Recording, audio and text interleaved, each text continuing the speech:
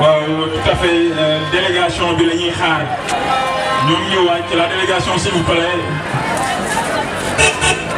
délégation bi.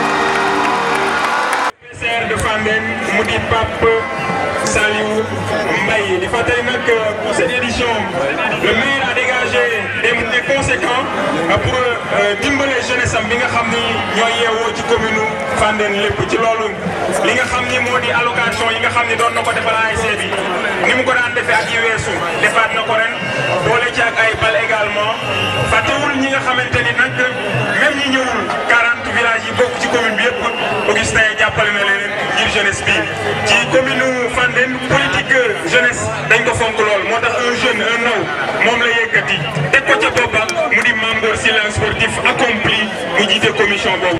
ministre bi di Ndoye Thiaw waaye itam zone 12 yëpp comité directeur ba yëpp ñoo ngi fi teew tey Pathé Niang mi leen di gërëm bu baax noonu la ñuy ñëw nag ci Ndiakhate moom mi nga xam ni mooy communication zone ba Ndiakhate du ñàkk nga am ay kàddu yu ngërëm yooyu yëkkati ginnaaw bi nga gisee mobilisation bu mag bi nga xam ni tey jeunesse su Fandène def nañ ko ngir sargal seeni ndaw. waaw jërëjëf Cheikh ñu ngi lay sant di la gërëm ci taxawaay bi bés bi li ci ñaan mooy fair play yar teggin booy équipe bu gagné ñu félicité ko mu ñibbee jàmm ci këram sekk ak njabootam ci jàmm loolu la leen di ñaan yéen waa. kan ñu ngi koy nuyu également ba léegi ñu ngi ci cérémonie protocolaire bi du ñàkk ñu dem nag ci coup d'envoi symbolique bi nga xam ni le maire moom moo koy def du am benn jafe-jafe dañ ko fugal le fair play le maire. le président Pathé Niang Ndoye Thiaw retour passe pour Pathé qui soulève le ballon droit touche de balle qui remet à Ndoye Thiaw attention Pathé qui sont ce soir présents ici au terrain des champs de course. waaw balaa boobu maa ngi gërëm ñëpp di sant ñëpp yaakaar naa final bi am na réussite déjà ndax yaakaar naa njaboot yëpp ñëw na c'est la fête du football jeunesse su Fandène yëpp ñëw na les 40 du village sont présents ici au champ de course yaakaar naa officier bu ñëwoon tey ndax xale yi rek ñoo ko ñor moom dafa dem gàmmu Pire mais moom mu yónni pour ma teewal ko fii ah lii moom dal na xel ndax moom njaboot gi kese moo ko tax a jóg famille bi kese moo ko tax a jóg maa ngi gërëm ñëpp ñoom Saliou Mbaye gis nañ leen ah ci fête bi moom même déjà jaar na yoon. moom mooy. tout le monde. ma dikkee si rek ma dikkee mooy rek da ngay indi li nga def arbitre bi waxul dara le capitaine Moussa lan lay def daal di lay jox yoo xamante ni moom mooy avancé pour joindre ki nga xamante ni moom mooy Souleymane Camara waaye gardien boobam bi daal di lay génn daal di jël ballon bi dafa mel ni nag bu fekkee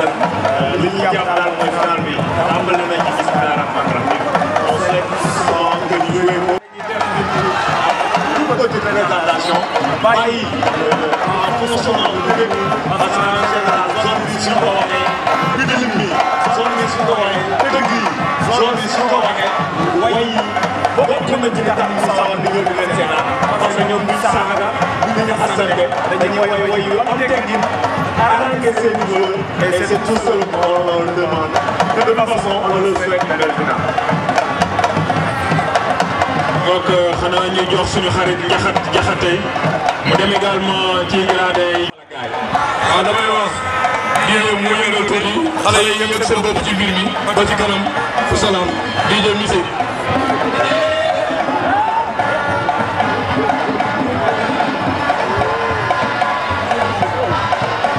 DJ.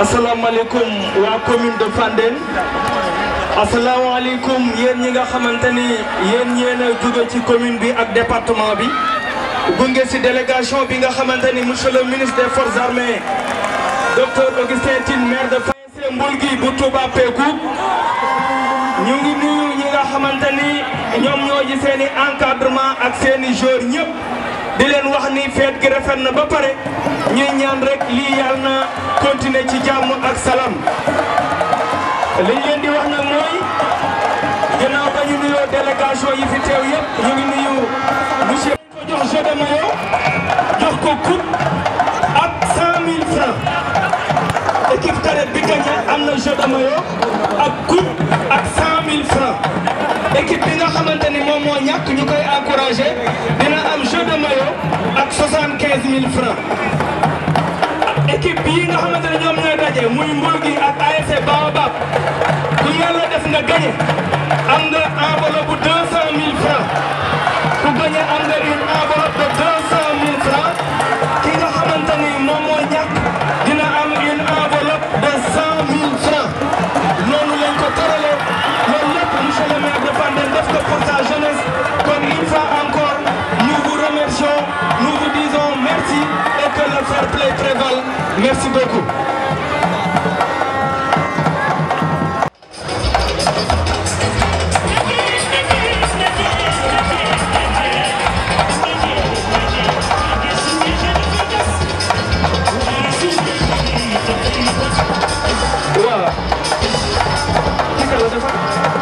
Moustapha Faye.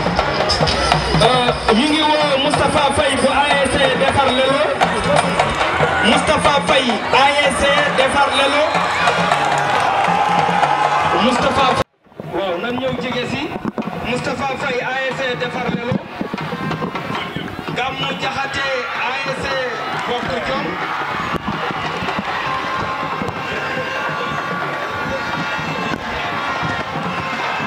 Voilà, bonsoir chers amis sportifs Thiessois, bonsoir chers internautes, bienvenue dans votre chaîne YouTube le Thiessois TV. amaan mbégte ñëwaat fii si li nga xam ne moo di finale zonale yi finale zonale zone 12A muy innovation de taille ñu indi ko fii nga xam ne moo di à l'hippodrome Ndiaw Macodou Diop di dox si diggante équipe bi nga xam ne moo di Mbulgi bu Touba Pékou di champion en titre en bleu ak équipe bi nga xam ni moo di Baobab habillé en blanc pour le moment joué nañ li nga xam ni moo di 10 minutes de jeu 0 but partout entre ces deux équipes may seek waxtaan maintenant ak sama xarit ki nga xam ne moo di Cheikh Raoul mais aussi Assane ak ñi fi teew ñëpp. moom tamit soxla nañ ko fii.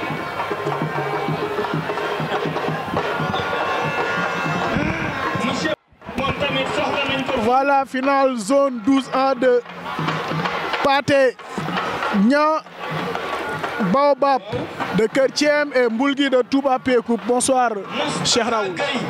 Bonsoir à vous, Madiké, bonsoir, chers internautes. Nous sommes encore une fois ravis de partager avec vous cette belle soirée de football. Vous l'avez si bien dit, la finale de la zone 12 cette année qui oppose deux grandes ASC, des ASC qu'on ne présente plus au niveau de la commune de Fandène, l'ASC Baobab, détentrice de la Coupe du Maire et qui va encore cette année aussi défendre son titre, et également l'ASC Mboulgui de Touba Pékouk, l'équipe championne en titre au niveau de cette zone. Ces deux ASC ont fait un parcours remarquable et leurs différents parcours leur permet ce soir de se faire face pour cette belle finale, pour terminer en apothéose cette belle année que la zone 12 nous a fait vivre, nous les sportifs de la région de Thiès. Je m'en vais donc, chers internautes, vous rappeler juste le parcours de ces deux équipes. Baobab de Kertiem Soare au niveau de la zone, elle a disputé 5 rencontres lors de son premier match. L'ASC Baobab de Kertiem Soare a disposé de Maguitei sur le score sans appel de 6-1. Et pour son deuxième match, Baobab a battu Garabgui de Kermatar. Attention, Baobab qui vient de passer à côté d'ouvrir la marque. Baobab a battu Kermatar 1-0. Pour sa troisième rencontre, Baobab a pris le meilleur sur son adversaire du jour, Touba Pékouk 1-0. Et en quart de finale, Baobab a largement battu Mbayenne 4-0. Et en demi-finale, Baobab a fait d'une bouchée Kersara 4-1. Vous avez remarqué l'ampleur des scores. À toutes leurs rencontres, Baobab a scoré, même si c'est une seule fois face à Touba Pékouk. Et en coupe également, cette ASC a fait un parcours honorable parce qu'ils sont qualifiés en finale, ces jeunes de l'ASC Baobab. Ils ont disputé 5 matchs. Ils ont mis la bagatelle de 16 buts. Ils n'ont encaissé que 2 buts. Donc une moyenne de 3 buts par rencontre. C'est une attaque de feu alliée à une défense de fer. Ce sont ces jeunes-là qui rencontrent ce soir l'ASC Mboulgui de Touba Pékouk, qui également a fait un superbe parcours en phase zonale, ne concédant qu'une défaite. Et c'est face à son adversaire du jour, l'ASC Baobab 1-0. Et l'ASC Mboulgui de Touba Pékouk s'est repris pour son second match parce qu'elle a disposé de Léona sur la marque de 4-1. Et pour sa troisième rencontre, l'ASC Mboulgui également a gagné devant l'ASC Garabgui de Kermatar, score final 1-0. Pour sa quatrième rencontre, l'ASC Mboulgui a gagné sans jouer parce que Maguidem n'a pas fait le déplacement. Et en quart de finale, Touba Pékouk a pris le meilleur sur Rakadjou 1-0. En demi-finale également, ils ont disputé un match très serré face à Taofal. Et au finish, l'ASC Mboulgui a gagné 2-1. Ce sont donc ces deux grandes équipes qui se rencontrent ce soir pour l'apothéose, pour le clou, pour la dernière rencontre de la zone 12 cette année. Et cette zone 12 va connaître ce soir son champion. Est-ce que l'ASC Mboulgui de Touba Pékouk va garder son trophée, ou bien est-ce que l'ASC Baobab va, pour cette année-ci, prendre le meilleur sur Mboulgui? C'est le match le plus important de la saison. Rappelons juste que l'ASC Mboulgui l'année dernière a été éliminée en quart de finale. Elle n'avait gagné cette ASC que la Coupe du Maire. Et l'objectif cette année, selon les dirigeants de cette ASC, c'est de gagner ces deux trophées. Et cette équipe de l'ASC Mboulgui rencontrer en finale de la Coupe du Maire l'ASC de Sarabadiane. Voilà, ce sera une très belle finale qui sera disputée au stade communal de Fandène. Donc, Diké, voilà, camper les deux ASC qui se rencontrent ce soir. Je vous laisse le soin de donner le classement à nos chers amis internautes et d'aller dans le vif du sujet. Rappelons juste que pour le moment, le score est inchangé. 0 but partout entre ces deux grandes équipes, Madiké.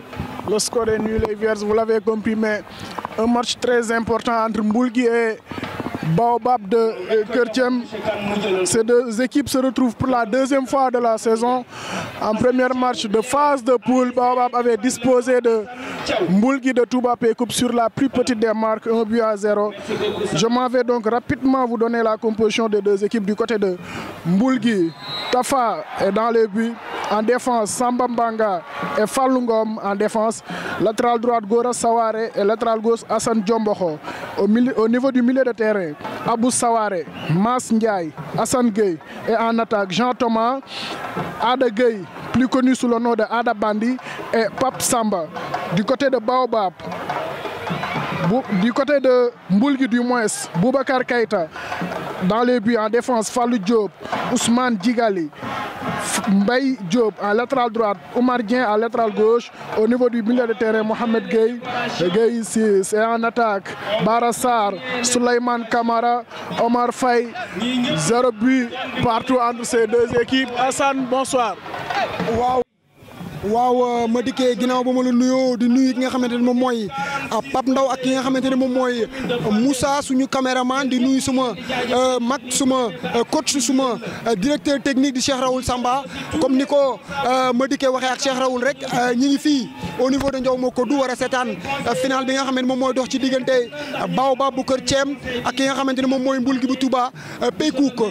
Pour rappel rek Mboulgui bu Touba Pékouk moom moo nekk en bleu avec des numéros yoo xamante ni attention coup franc bi pour waa Baobab déviation waaye ñi nga xamante moom mooy défense bi attention mi ngi hésité Adabani dal dina def intervention waaye bal bi mujj naa génn donc 5,50 m. Donc pour rappel rek waa Mboulgui ñoom ñoo nekk en bleu avec des bandes yoo xamante ni ay bandes yu jaune la waa Baobab ñoom ñoo nekk en blanc ak des bandes yoo xamante ni ay bandes yu bleu la donc match bi ñi ngi joué présentement ci diggante ñaari équipe yi Mboulgui moom moo relancé ballon bi noonu à partir de derrière nga xamante moom mooy axe central mi ngi jéem a relancé waaye l'avant-centre de l'ASC Baobab daal dina koy bloqué daal di obtenir li nga xamante ni moom mooy tous kon donc tous en faveur de l'ASC Baobab bi match bi démarré ba léegi dafa mel ni équipe bi nga xamante ni moom mooy Baobab moom moo gën a song équipe bi donc joué gum nit ñi 20 minutes 0 but partout ci diggante ñaari équipe yi waa Baobab ñoom ñooy relancer ballon bi noonu lan lay def ndax day manœuvrer son vis-à-vis waaye waa Mboulgui daal dinañuy gagné li nga xam ne mooy duel bi ñi ngi jéem a Gueye 6 jox na kan son excentré Bara Sarr Bara ki nga xamante ni moom mooy le latéral droit de l'ASC Baobab daal. Monsieur Ablaye Gueye, ancien conseiller là. Voilà un coup franc pour Touba Pékouk envoyé par la défense de Baobab qui joue en blanche. Pape Samba, mon mooy joué non si côté bi. Qu'est-ce qu'il va faire? Est-ce qu'il va répliquer derrière? Drip son vis-à-vis. Pape Samba centre contré par Mbaye Diop de fini l'arbitre. 5,50 m pour l'équipe de Baobab. Notez tout simplement qu'en petite catégorie, Boku Diom de Keur Demanga est champion de la zone 12A en disposant de l'ASC Defar Lelo par Turobi 5-4 après un score nul et vierge en 90 minutes de jeu. C'est Mboulgui qui essaie de jouer, récupéré par Mas Ndiaye qui s'appuie sur Hassan Djomboho. Mas, l'arbitre qui siffle, touche Mahou Matar qui est aujourd'hui l'arbitre central de la rencontre entre Mboulgui et Baobab de Touba Pékouk. Coup franc en faveur de Baobab qui joue aujourd'hui en maillot blanche, blanc et bleu, maillot blanc et bleu, culotte bleue. Mas qui s'appuie sur Pape Samba qui se retourne. Pape Samba. Monsieur Ibou Ndaw Kane, voilà, c'est son ami Monsieur Ablaye Faye, le conseiller communal et ami de longue date de Monsieur Ibou Ndaw Kane, vraiment qui a eu à œuvrer pour le sport en général. Et la zone 12A ne va certainement pas l'oublier de sitôt. Monsieur Ibou Ndaw Kane, que nous souhaitons prompt rétablissement. Voilà, après ces distinctions, c'est Moustapha Thiaw, Moustapha Thiaw. Au sport en général, à la jeunesse et à toute la communauté, nous ne vous remercierons jamais assez. Merci beaucoup. Léegi nag dañuy daal di jàll ci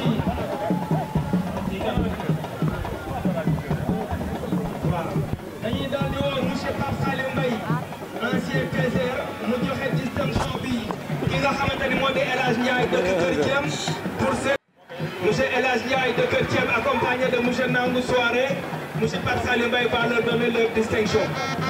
Merci beaucoup à toutes et à tous pour ces rendus au sport. Match bi mu ngi daw boobu ba léegi ñu ngi témboo kenn dugalagul dara yaakaar naa. Voilà, Mboulgui ñoom ñooy jéem a jouer noonu, c'est récupéré dans l'enjeu par Mass qui essaie de trouver Ada Bandit, le meilleur buteur du côté de Baobab, mais c'est directement renvoyé par. Voilà, touche en faveur de Mboulgui, c'est contré par Mass. Mass, est-ce qu'il va jouer avec Hassan? Non, c'est renvoyé directement en touche.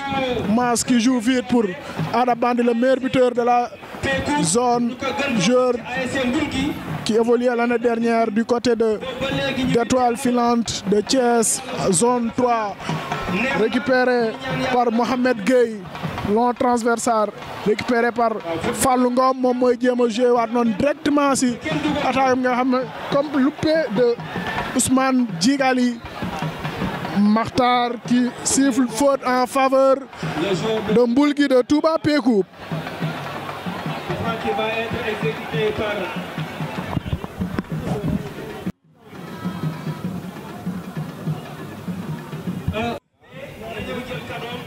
président Patagnan moo koy jox cadeau président Modou Fall de la zone 12. Voilà.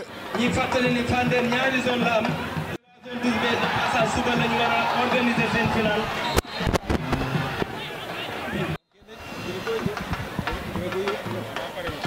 Voilà, Cheikh Raoul, nous jouons la demi-heure de jeu et toujours 0 but par entre ces deux équipes, mais Baobab essaie de prendre le jeu à son compte. Tout à fait, Baobab continue d'avoir une mainmise sur cette rencontre, mais pour le moment, ces attaquants ne se procurent pas d'occasion franche de but. Jean-Thomas, attention, Jean-Thomas, mais le ballon est récupéré par Gueye As. Gueye As qui donne à son avant-centre Mohamed Gueye. Mohamed qui essaye de dribbler son vis-à-vis Gora Souaré. Attention, balle aérienne, l'arbitre ne dit rien, faute. Bara Faye, l'arbitre central intervient pour siffler un coup franc en faveur de l'ASC Baobab. Je rappelle que nous sommes ici au terrain des champs de course pour suivre avec vous, chers auditeurs, la finale, chers internautes, la finale de la zone 12B. Attention Hassan Gueye, Hassan en dribble, talonnade et directement pour le gardien. Il a complètement raté sa transmission. Boubacar Keita, long dégagement, balle aérienne qui tombe dans la défense de l'ASC Baobab. Souleymane qui récupère ce ballon, il essaie de dribbler son vis-à-vis, mais il intervient Manga pour dégager ce ballon. Le ballon est dans les airs, duel aérien gagné par l'ASC Baobab. Faute, l'arbitre ne dit rien. Bara Faye laisse le jeu se dérouler. Pendant ce moment-là, le joueur de l'ASC Mboulgui se tord de douleur, il est toujours resté au sol, mais le ballon est récupéré par Gora Souaré. Gora qui obtient un coup franc, non. Bara Faye, l'arbitre central, ne dit rien. Le jeu se poursuit toujours sur le flanc droit de la défense de l'ASC Baobab de Kër Thiam. Souaré, Jean-Thomas qui fait une faute. Non, l'arbitre décide que c'est une touche en faveur de l'ASC Baobab de Kër Thiam. Souaré, le score est toujours nul et vierge entre ces deux ASC. Rappelez juste que l'attaque de Baobab a marqué à toutes les rencontres. Cette attaque très prolifique cette année. Ils ont mis beaucoup de buts et en son sein se trouve le meilleur buteur de la zone, Ada Bandit, Adam Gueye, plus connu sous le nom de Ada Bandit. Le jeu est momentanément interrompu parce qu'il y a un coup franc et c'est le joueur de l'ASC Touba Pékou qui se tord de douleur, plus de peur que de mal. Il s'est relevé. Bara Faye va donner son aval pour que le jeu puisse reprendre.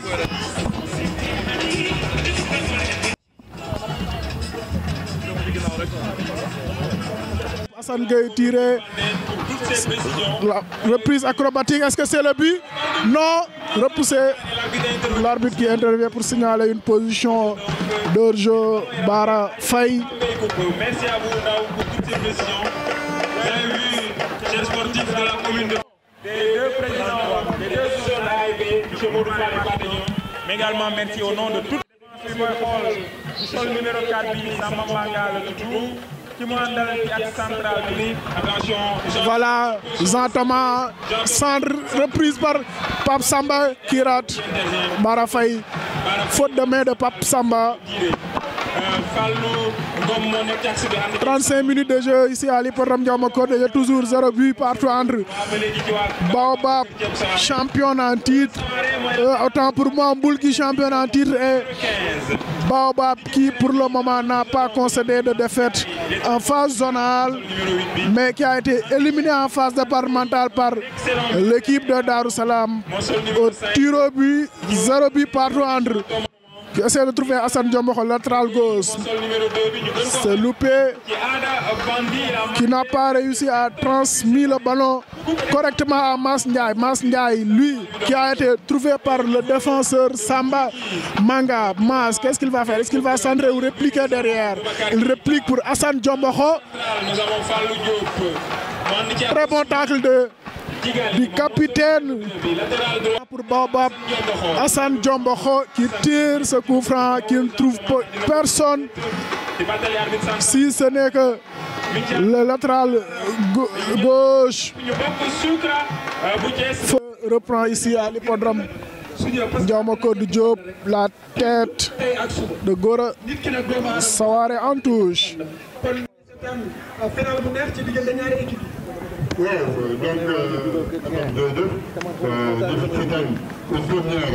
une première de la zone pause A, puis le ramener, oui, stade, contexte, Ndiaw-Macodou, zone pause A.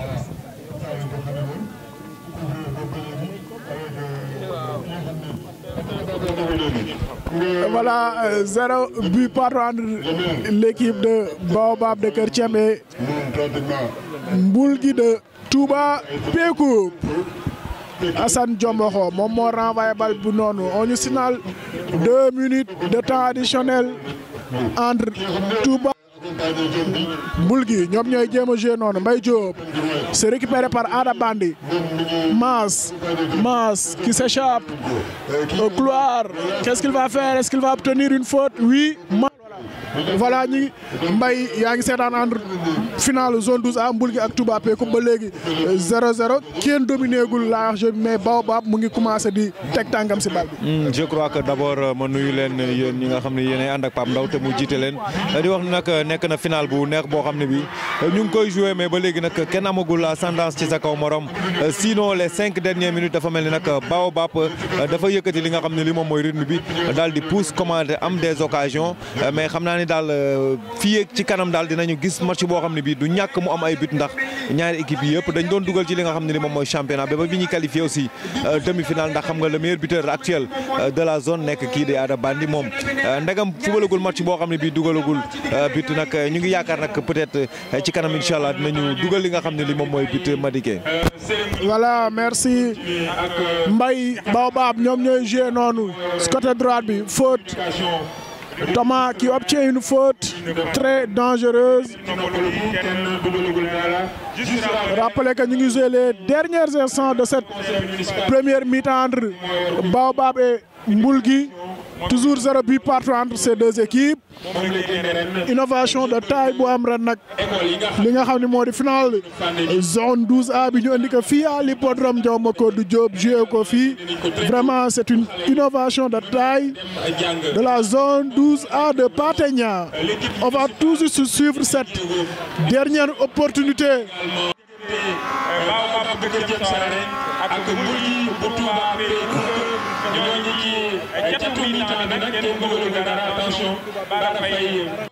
Voilà, dernière opportunité de Baobab. Diomokho qui tire directement, bien capté par Boubacar Keïta qui relance directement. C'est à ce moment-là que Bara Faye renvoie les deux formations au vestiaire. Notez tout simplement que Baobab et Mboulgui, 0 but partout entre ces deux équipes pour ces 45 premières minutes de cette finale de zone 12 à jouer cette année ici à l'hippodrome Ndiaw-Macodou Diop. Voilà, retour ici à l'hippodrome Ndiamakodou Diop pour jouer toutes les 45 dernières minutes de cette finale de la zone 12A de Pathé entre Baobab de Keur Thiem et Mboulgui de Touba Pékou. Pour le moment, le score est nul et vierge entre ces deux équipes. Mboulgui moom mooy occasion de but pour Mboulgui, mais c'est bien défendu de la part des joueurs de Baobab. Une très bonne défense. C'est une équipe très prolifique en attaque, mais aussi très fort en défense. Baobab ñoom ñooy relancer noonu ak Mass Ndiaye, Bara Faye.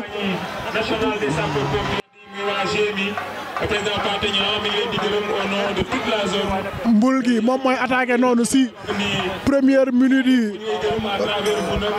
Mass moom mooy récupéré noonu Goro Soare moo dégagé bal bi noonu, mais ça revient automatiquement. Et c'est Bara Faye qui nous signale hors-jeu.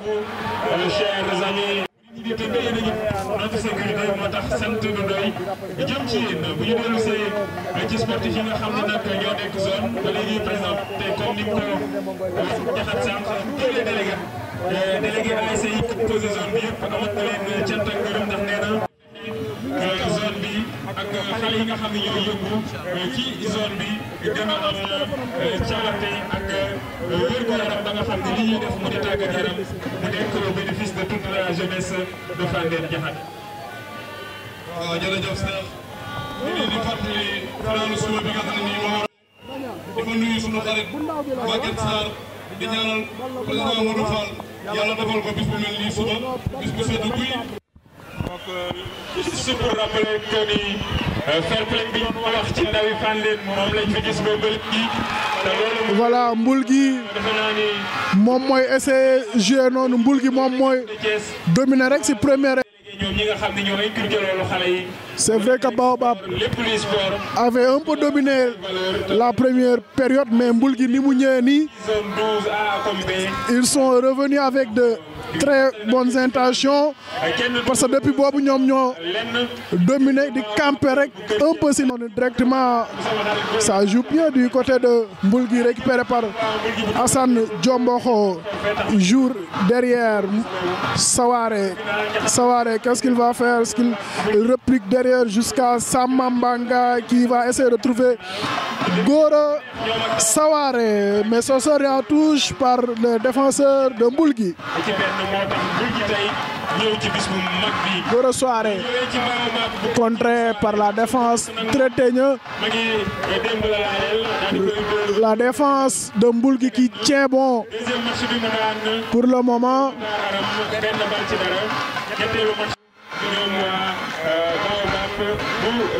Assane Gueye, Mass qui essaie de trouver Mass. Mboulgui ñoom ñooy deuxième période bi moom bi ñëwee ba léegi équipe bi nga xam ne moo di Mboulgui vraiment li may wax rek dañuy ñëw ak yeneen argument parce que depuis lors ñoom ñoo dominé li nga xam ne moo di 10 premières minutes yi si deuxième période bi. Samba moom mooy jéem a jouer pour essayer de trouver le meilleur buteur de cette zone Ada.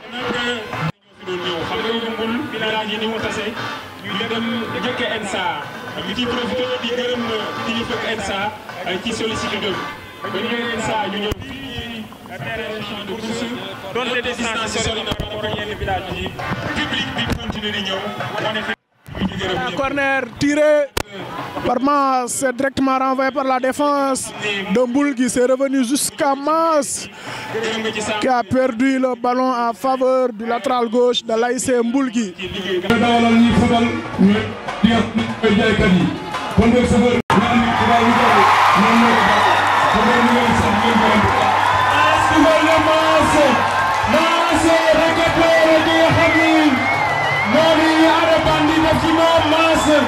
L'intérieur du pied droit bu nga fekk kon Baobab dugal na sant saa xam nañ sport wax dëgg yàlla lii ñu def nii rëy na parce que kenn sa xalaat ni war mën nañoo feesal course bi ba demee nii ñuy sant di gërëm di ñaan terminé na tout ça donc en faveur de l'ASC Boulgui en tout cas ki nga xamante ni moom mooy Massamba daal di ngay kii signé gardien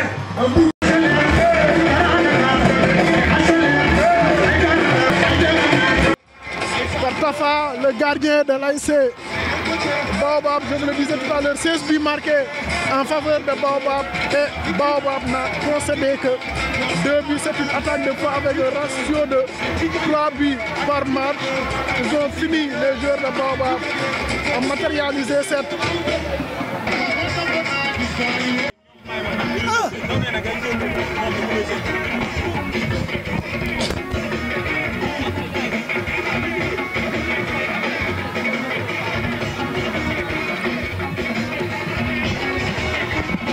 Voilà, Baobab ñoom ñooy jéem a attaqué noonu Mass qui perd le ballon, c'est renvoyé par la défense de Mboulgui. Ça joue là-bas, Cheikh Raoul, 65 minutes de jeu pour le moment.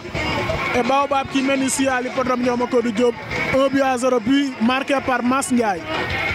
Oui, but marqué par Mass Ndiaye sur une belle action de jeu. Voilà, mais depuis lors, Mboulgui de Touba Peykouk réagit bien. Attention, Samba Manga de la tête qui écarte le danger, mais le ballon est toujours récupéré par Mboulgui de Touba Peykouk. Samba qui dégage. Il ne s'embarrasse pas de fioriture, Samba Manga. Toujours 1-0 en faveur de Baobab de Kertiem Soare, le gardien de Baobab, Tafa, qui se tord de douleur. Et l'arbitre arrête momentanément le jeu sur ce score d'1-0, toujours en faveur de Baobab de Kertiem.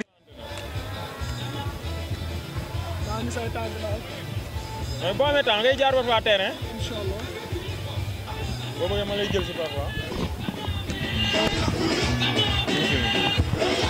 Voilà donc Samba qui passe à côté, il rate son intervention et le ballon n'est pas sorti. Samba Manga qui se rattrape. Samba il rate sa relance, le ballon est toujours récupéré par Mboulgui de Touba Peykouk. Ils se font menaçants, les jeunes de Touba Peykouk. Centre, attention, excellent centre. Le jeune en reculant, tête, il rate le cadre et le ballon sort. Toujours sur ce score d'1-0 en faveur de Baobab, but marqué depuis la 60e minute par Mass Ndiaye. Mais le suspense reste entier parce qu'un seul but d'écart et Baobab qui pousse pour revenir. La victoire est loin d'être acquise pour d'une remise en jeu. 6 mètres donc, 6 mètres que va jouer Samba Manga. Long dégagement, balle aérienne qui tombe dans la défense de l'ASC Touba Peykouk. Le jeune défenseur central de Touba Peykouk, Fallou Diop qui écarte. Le ballon est sur le flanc droit. Souleymane, attention, il est bon celui-là. Souleymane en dribble, il essaie de joindre directement son avant-centre Barassar, mais le ballon est dégagé. Et Barafay qui intervient pour signaler une position hors-jeu donc de Ada Bandi, le meilleur buteur de la zone pour cette édition 2018. Madikeye. Oui, Cheikh Raoul, depuis l'entrée de Cheikh Diakhaté, Baobab joue maintenant en 4-4-2 avec 2 attaquants en pointe. Seulement Pape Samba et Ada Bandi. Hassan, il a suivre match bi. Presque 10 minutes de jeu, mon Cédès. Mais Baobab mène sur le score de 2-0. Waaw, comme ni nga ko waxee Baobab moo mënee gum benn bal ci dara ndax li des ci match bi bareetul. waa Mboulgui nag dafa mel ni ñoom dañoo def li nga xamante ne moom mooy le va-tout ndax ñi ngi songu. Attention, Serge Aurier moo def couverture bi jox na gardien bi ndax daf koy dégager. Def na une très bonne dégagement, ballon récupéré toujours. Les waa Baobab ñi ngi manœuvrer ndax day génne passe en profondeur. Oui, génne na ko waaye nga xam ne mooy gardien bi gisoon na li nga xam ne mooy trajectoire ballon bi daal di koy dagg kon donc relancer na ko rapidement pour ki nga xamante ne moom mooy seen excentré daal di lay def lan lay def. waa Mboulgui di Touba Peykouk centre, est-ce que da koy dévier? Oui, def na une très bonne déviation. Kan lay def? Attention, qu'est-ce qu'il va passer en profondeur, qu'est-ce qu'il va faire? Il a manqué son contrôle. Attention, il s'est rattrapé waaye ki nga xamante ne moom mooy frappe bi dafa manqué de puissance. Donc gardien bi nga xamante ne moom mooy Moustapha daal di nay jàpp ballon bi avec une très bonne prise. Donc mu war a relancer ballon bi ndax daf koy dégager ou bien day jouer à partir de derrière. Et en tout cas mi ngi jël temps réglementaire pour war a relancer ballon bi daal di nay def li nga xamante ne moom mooy dégagement bi directement fi nga xam ne mooy ak central bi. waaye l'axe central de l'ASC Mboulgui de Touba Peykouk moo doon intervenir noonu. Ada Bandi est-ce que da koy récupérer? Très bonne couverture que nga xamante ni moom mooy le défenseur de l'ASC Mboulgui daal di nay génne ballon bi en touche. kon donc tous en Baobab de Kertiem ki nga xam ne ndax day jël ballon bi waaye nga xam ne moom mooy l'axe central de l'ASC gum 1-0 ñi ngi continuer également di jouer ndax gisuma ñu def benn changement défensif boo xamante ni dañuy jéem a sàmm score bi sinon ñu jéem a wut li nga xamante moom mooy break bi et pourquoi pas Sergio Aurier daal dinay def resserrement daal di mbëkk ballon pour son gardien attention gardien bi daal dinay dégager directement pour son avant-centre est-ce que daf koy def déviation duel gagné par l'avant-centre de l'ASC Mboul Gui daal dinay génne passe en profondeur ballon intercepté par le latéral droit de l'ASC Baobab Kër Thiam Massamba ndax lay def ballon perdu le nouveau entrant du côté de l'ASC Mboul Gui lan lay def éliminer na son vis-à-vis def na passe en profondeur attention lan lay def mi ngi dem très bonne couverture du défenseur de l'ASC de Baobab Kër Thiam lan lay def daal dina def li nga xam mooy dégagement Moussa Diallo raté na contrôle am Ada Bandi daal dina récupérer ballon bi def passe en profondeur li nga xam ne moom mooy accent ak mi ngi manœuvre lan lay def daal dina perte li nga xam ne mooy duel bi diggam ak ki nga xam ne moo jour waa Mboul Gui waaye waa Baobab toujours ñi ngi continuer malgré que ñoom ñoo mën a ñi ngi continuer song en tout cas ma dikkee match bi doon na match boo xamante ni match bu engagé la mais attention la lay def passe en profondeur arbitre bi lu mu wax arbitre bi nee na position illicite la.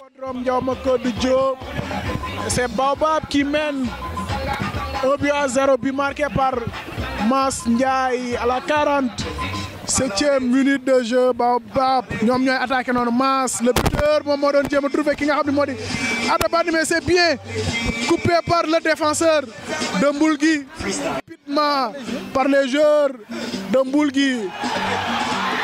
L'arbitre qui donne avantage mais qui revient sur la faute en faveur de l'équipe de Mboul Gui. Coup franc très moins de 10 minutes de jeu pour l'ASC Mboul Gui en tout cas de changer un peu le score de ce match parce que c'est Baobab qui mène toujours 1-0.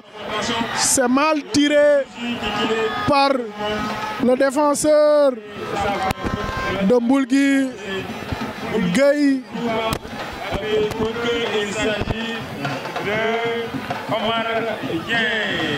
Omar Dieng moom mooy joué noonu pour faute en faveur de l'ASC Mboul Gui se précipite un tout petit peu parce qu'il ne reste plus que 6 minutes de jeu plus le temps additionnel et c'est Baobab qui mène 1-0 au tableau d'affichage. Attention la frappe, ça passe à quelques centimètres du poteau. Il passe tout petit peu de légalisation. L'attaquant de l'ASC Mboul Gui. Voilà si noonu la équipe bi nga xam ne moo di Kër Thiam def seen deuxième changement ki nga xam ni moo di Khaly Diakhaté mooy dugg noonu muy nekk rek première match am fii si équipe bi nga xam ni moo di Baobab. Omar Souaré, l'arbitre ne siffle pas. C'est un joueur qui est à terre. Une remise en jeu en faveur de l'ASC. De bonheur ici, Baobab et Mboul Gui, et notez tout simplement que c'est Baobab qui mène toujours au score 1-0, but marqué par Mass Ndiaye à la 47e minute de jeu, donnant tout simplement l'avantage à cette équipe de Baobab.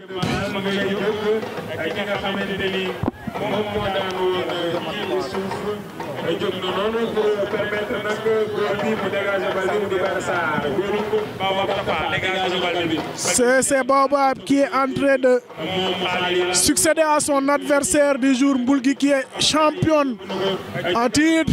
San Diomboxo Mboul Gui ñoom ñooy jéem a jouer noonu pour jéem a égaliser si li nga xam ne moo di 4 minutes yi des.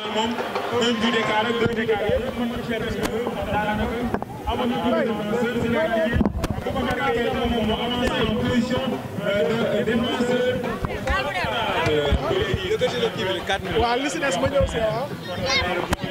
première mi-temps.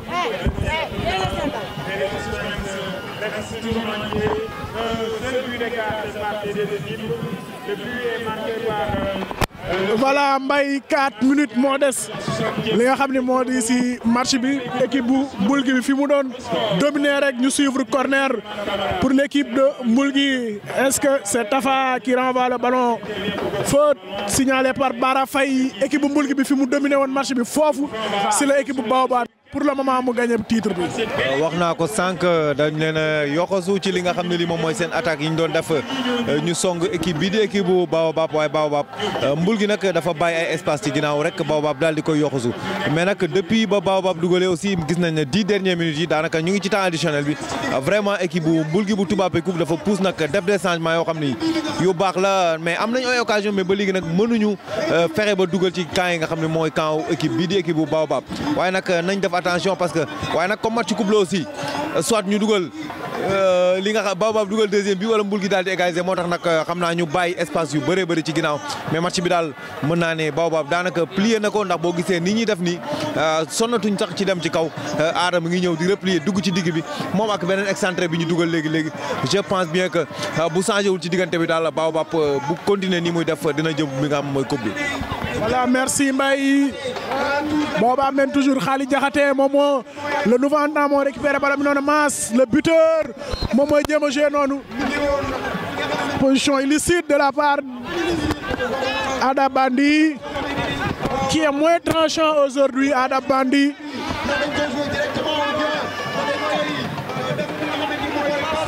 Nous jouons tout simplement les derniers instants de cette rencontre entre Baobab et Mbul gi. Le gardien Boubacar Keita moom mooy jéem a joué noonu directement si surface de réparation bi. C'est renvoyé par Sawaré. ñoom ñooy jéem a joué noonu Mbul gi. Est-ce qu'il va centrer? Passe son vis-à-vis. Corner, oui. Peut-être l'un des derniers corners de cette rencontre entre Mbul gi et Baobab qui mène ici à l'hippodrome Ndiomacodou Diop 2-0.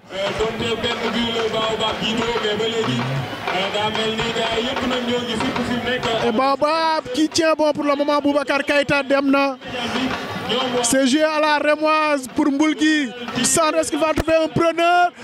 C'est le gardien, les deux gardiens. C'est renvoyé par Mass, Pape Samba. C'est à ce moment et Baobab qui succède à son adversaire du jour, Mbul gi de Touba Pekoum.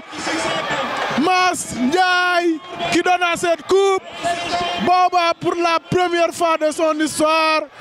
Baobab gagne cette finale zonale en succédant tout simplement Mbul gi qui était champion à tir. Félicitations à cette équipe de Baobab et tous nos encouragements à cette équipe de Mbul gi qui n'a pas démérité ensemble. Merci aussi à cette zone pour cette très belle organisation.